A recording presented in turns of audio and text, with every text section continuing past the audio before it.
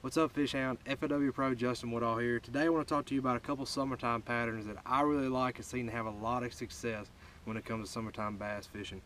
You know, a lot of times when you think summer, you think top water, you think big blow-ups. So what I want to talk to you about is a couple different types of frogs I really like to use and why I like to use them. First is going to be a hollow belly frog. I really like the KVD Sexy Frog with the rattles inside it. They come in different types, different colors. You can throw it with popping frog, rattles, non, whichever it may be, whichever you like. The color is kind of variation to the water you're fishing. Normally my favorite is a greenback with a white or yellow belly, and just take you a permanent marker and sometimes get it to how you like it.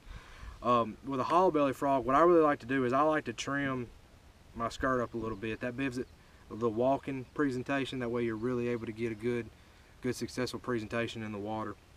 My second favorite type of frog is going to be a V&M Bayou Bull frog. It's a paddle tail frog. It's got good action to it. It's a good solid body. It's got a good curvature to the bottom. That way you're really able to get the hook in there good, and you're able to get a good hook set. My setup when I'm throwing a top water, you want a heavy action rod. That way if you're fishing in heavy cover, you're able to get it out real nice. So I'm throwing a 7.6 Denali Jade Wood heavy 65-pound Seaguar braid on an Abu Garcia Revo 6-4-1 reel.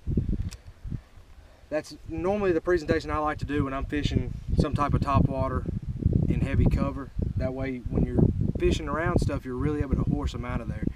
When you're looking for cover to fish a type of top water in, it's never hurts to try any type of cover, but something I really like to isolate on and really key on is lily pads, hydrilla that's under the water, real matted up real good, or scattered lily pads. Sometimes those fish, if you see a big school of lily pads, sometimes they might not be on those, but if you find little clumps in isolated areas, you'll really have a good successful hookup ratio.